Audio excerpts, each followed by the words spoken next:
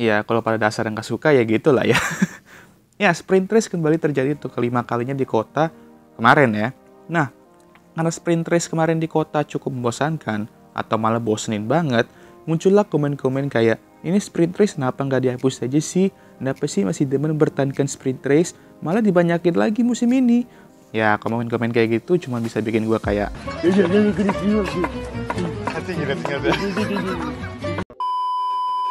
Ya gimana ya?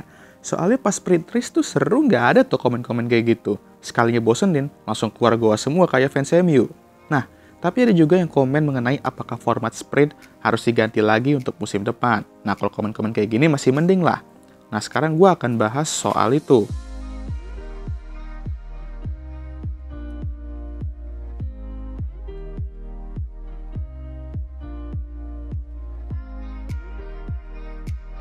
Nah, sedikit membahas sejarah kayak tifosi, sprint race pertama kali dilaksanakan pada tahun 2021.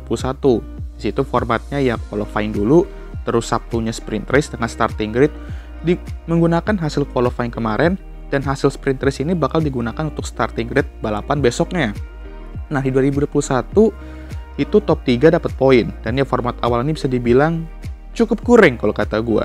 Karena udah top 3 doang dapat poin, hasilnya pun menentukan starting grid untuk besoknya. Jadinya ya para pembalap tuh nggak bakal terlalu nge-push banget karena cari aman demi starting grid yang ideal. Nah, itu kan tujuan sprint race kan untuk dapatkan hiburan lagi. Jadi ya buat fans, ya format ini nggak bakal berhasil kalau pembalap cuman live and coast aja. Di 2022 formatnya sama, hanya bedanya top 8 dapat poin. Jadi ada beberapa hal yang mampu diperebutkan lah ya di belakangnya. Tapi tetap aja formatnya masih rada kurang karena hasil sprint race masih menentukan starting grid balapan besoknya. Jadi pembalap tetap gak mau untuk nge-push banget untuk mencari grid ideal besoknya. Jadi untuk sisi entertainment itu masih rada kurang. Nah, barulah datang 2023. Barulah formatnya diubah. Jadinya free practice cuma sekali, habis itu qualifying di hari Jumatnya, besok sprint shootout atau qualifying untuk menentukan sprint race-nya ya, di starting grid sprint race-nya, habis itu sprint race. Nah, balapan utamanya tetap menggunakan hasil qualifying kemarin. Ya, menurut gue format ini mendingan lah. Karena sprint race ya sprint race aja. Gak usah menentukan starting grid balapan besoknya. Sehingga pembalap ya bisa lebih nge-push tanpa harus mengkhawatirkan starting grid mereka besoknya. Karena kan balapan utama tuh poinnya lebih banyak gitu kan ya. Palingnya agak brutal aja, semua tim hanya dikasih jatah free practice sekali aja. Habis itu pun gak bisa diotak-atik lagi setupnya. Cuman ya karena beberapa pembalap ini balapan di F3 dan F2, ya harusnya udah biasa lah ya. Dan setiap tim pun menyetujui format ini, jadi kita anggap aja mereka juga siap ya kan atas tantangannya. Cuman yang tadinya 3 sprint race di 2023 naik lagi jadi 6 sprint race. Ya, brutal. Jadi gimana format baru ini sejauh ini? Ya di Azerbaijan sprint race-nya rada boring sih, tapi anggap aja lah ini masih demo ya kan, karena masih first try. Ya, yang bikin serunya ya Ferrari pole position. Lalu di Austria, main seru lah ya dengan cuaca hujan, jadi lumayan chaos dan banyak aksi-aksi di track. Di Belgia juga sama, dengan cuaca yang hujan, tricky, sprint race-nya cukup menghibur, apalagi kita melihat Oscar Piastri memimpin balapan saat itu. Lalu di Qatar, dengan cuaca yang ekstrim dan panas pun bisa seru juga. Dan ngomong-ngomong soal Oscar Piastri, kita melihat dia menang. Melihat rookie menang itu manis banget cuy, semanis senyumannya Emma Watson. Ya, walaupun cuma sprint doang, tapi tetap aja lah ya, balapan is balapan.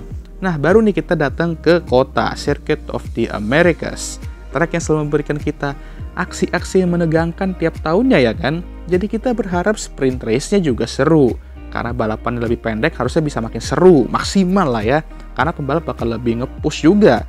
Cuman ya akhirnya seru maksimal enggak, tidur maksimal baru bener. Untungnya balapan utamanya mendingan lah, tapi karena sprint race kemarin, mulai itu muncul orang-orang yang udah keluar dari goa langsung menghujat sprint race. Dan komentar beberapa pembalap kayak Max, ya bener-bener gak demen, sama sprint race juga gak menolong lah ya. Soalnya ini Max loh yang ngomong, pembalap sprint race tersukses sejauh ini. Nah, muncullah pertanyaan apakah formatnya harus diganti lagi. Nah, alasan mengapa format ini rada harus diubah lagi, kalau kata Pak Horner, ya sebenarnya dari eksekusinya aja sih. Konsepnya oke, cuman eksekusinya kurang. Saran dia ya top 10 qualifying di reverse aja lah, dan poinnya cukup dan layak diperebutkan oleh pembalap gitu. Lalu Carlos Sainz juga menyarankan bahwa top 20 di reverse terus point sprint race dijadikan championship sendiri. Kalau gue sih rada kurang setuju sama yang ini. Jatuhnya kayak piala ciki aja kali ya. Jangan so iya deh. Tapi soal top 20 di reverse bisa lah jadi opsi. Kalau kalian tanya gue, ya gue setuju kalau sprint race menggunakan reverse format starting grid. Jadi kalau gue sistemnya ya Jumat itu free practice aja dan 2 kali free practice.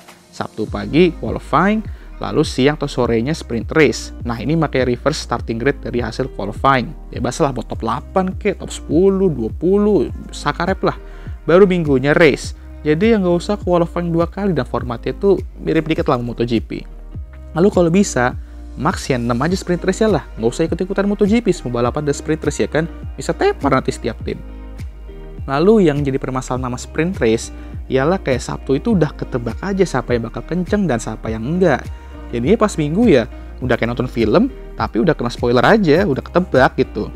Tapi ya kalau dipikir-pikir lagi musim ini, bukannya mau ada sprint atau enggak tuh udah ketebak ya siapa yang menang dan siapa yang lawak. Lah, iya juga ya. Lalu yang jadi masalah besar ialah kurangnya waktu nyetak mobil. Nah ini nih jadinya ya kasus Lewis sama Charles kena disqualifying kemarin, ya akibatnya.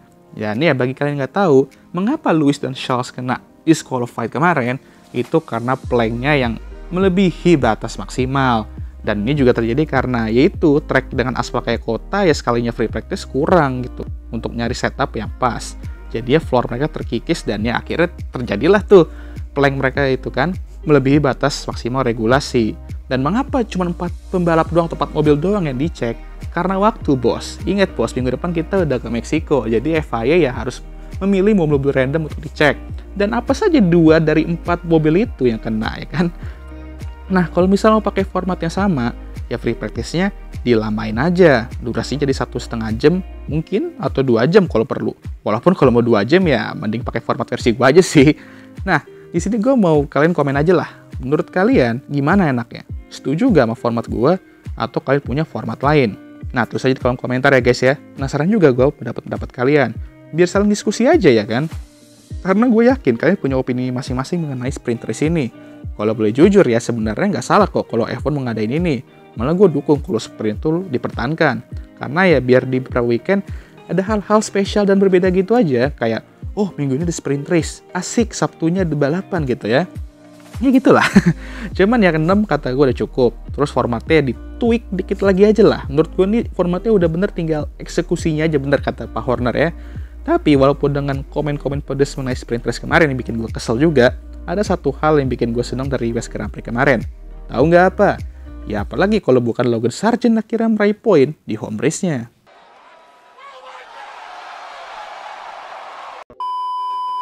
Oke lah, sekian video kali ini. Seperti yang gue bilang tadi, komen aja pendapat kalian mengenai sprint race ini dan format apa yang menurut kalian tuh cocok. Jadi itu saja komentar kalian di kolom komentar. Dan jangan lupa like, subscribe, dan share video ini. Dan jangan lupa juga untuk nyalakan lonceng notifikasi agar kalian semua tahu jika gue ngupload video baru. Dan jangan lupa juga untuk follow Instagram gue. Dan seperti biasa video ini akan ditutup oleh